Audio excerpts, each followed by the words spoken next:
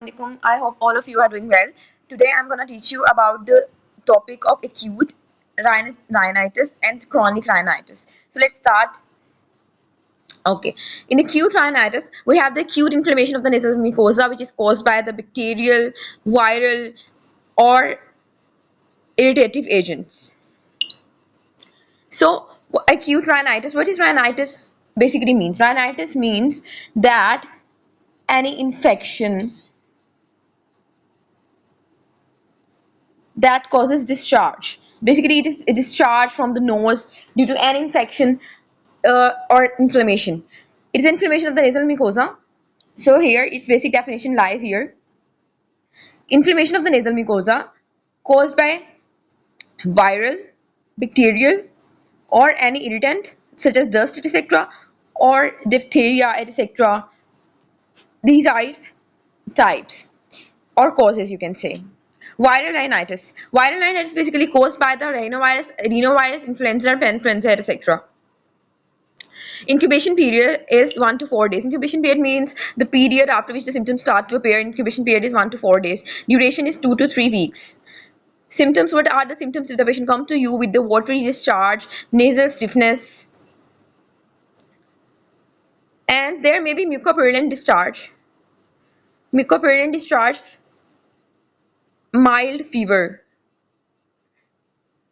Mucopurulent discharge is basically due to the first of all, a patient comes to you with the watery discharge and the nasal stiffness, etc., fever, headache, sore throat, malaise. You diagnose it as a viral rhinitis. But if the rhinitis become prolonged, it means that bacterial infection supervene over that viral infection. It means also there is bacterial infection. So this mucopurulent discharge is due to bacterial infection or secondary bacterial infection after the viral infection. So the viral rhinitis caused by the common viruses, rhinovirus, adenovirus, etc., parainfluenza virus, 1 to 4 days incubation period, duration 2 to 3 weeks, symptoms was sneezing, nasal stiffness, watery mucopurulent discharge, mild fever, headache, sore throat, malaise. Complications are sinusitis, otitis media. Sinusitis means inflammation of the sinuses or infection of the sinuses due to the blockage of the sinuses ostia. Otitis media, I told you earlier that all the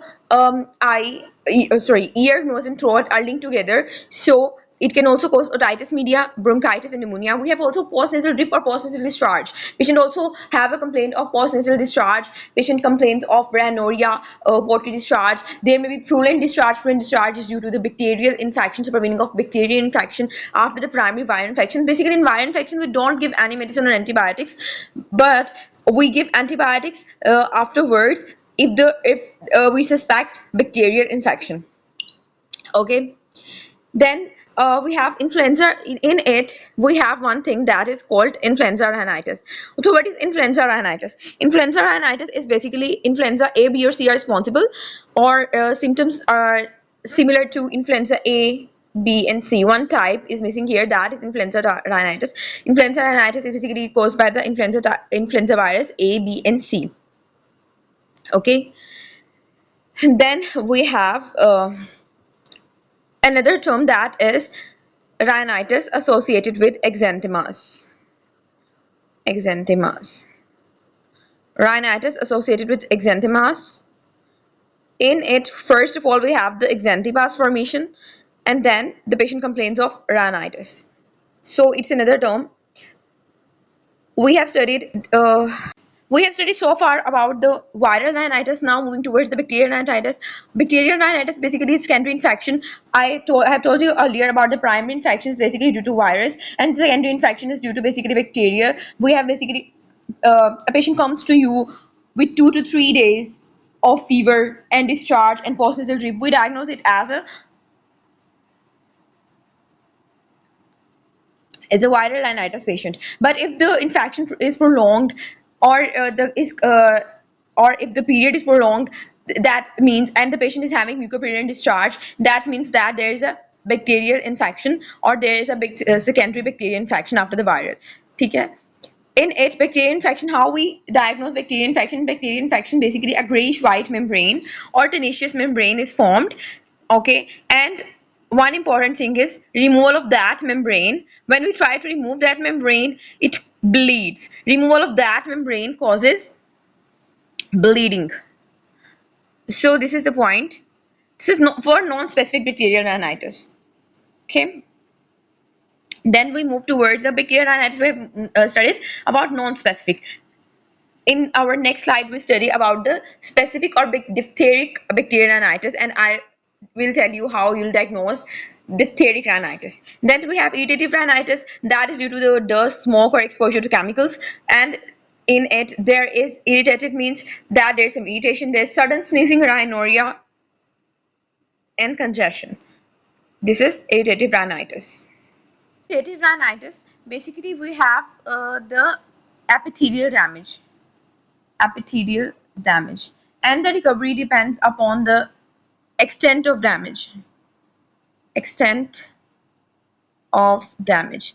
So far we have studied about the viral rhinitis. The patient is having the complaint of postnasal drip, discharge, rhinorrhea, or the discharge. It is basically a self-limiting condition caused by the common viruses, parainfluenza, influenza viruses, or picornavirus, adenovirus, etc., rhinovirus, etc. We how we treat the patient of viral rhinitis. Viral rhinitis is basically the self-limiting condition, and we ask the patient to do bed rest and take plenty of fluids. In case where there is a supervening of bacterial infection, we give the patients antibiotic, but it depends upon the duration. In viral rhinitis, we don't give antibiotics to the patient if there is 2 or 3 days complaint, but if the rhinitis is prolonged, we give antibiotics then the viral rhinitis, its treatment is basically bed rest, fluids, and if there is infection, we give antibiotics. And same for bacterial rhinitis, we give antibiotics. For irritative rhinitis, extent of epithelium damage, extent of epithelial damage determines the prognosis of the disease. Then we have the diphtheric rhinitis. Moving towards the diphtheric rhinitis, we have the term diphtheric rhinitis. So in diphtheric rhinitis, basically what happens is it causes diphtheria, obviously. Okay, diphtheria.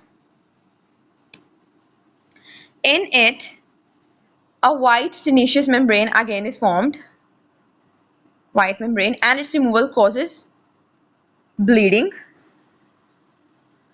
So how will you diagnose the the diphtheric rhinitis? In diphtheric rhinitis, basically the membrane is also formed in the fauces of the pharynx, and also there is excoriation at lips.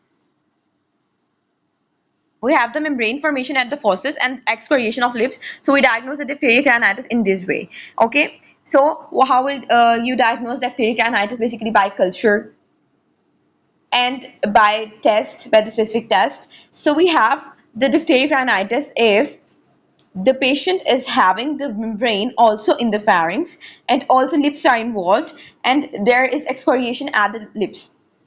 So we diagnose the patient as he is having the diphtheric rhinitis.